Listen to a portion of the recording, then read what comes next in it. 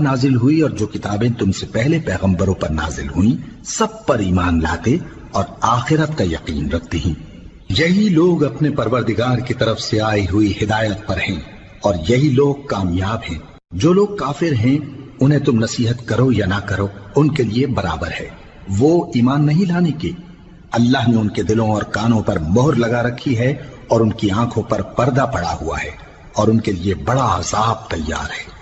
اور بعض لوگ ایسے ہیں جو کہتے ہیں کہ ہم اللہ پر اور روز آخر پر ایمان رکھتے ہیں، حالانکہ وہ ایمان نہیں رکھتے۔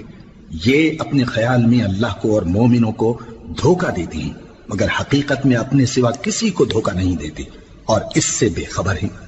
ان کے دلوں میں کفر کا مرض تھا، اللہ نے ان کا مرض اور زیادہ کر دیا اور ان کے جھوٹ بولنے کے سبب ان کو دکھ دینے والا عذاب ہوگا۔ اور جب ان سے کہا جاتا ہے کہ زمین میں فساد نہ ڈالو تو کہتے ہیں کہ ہم تو اصلاح کرنے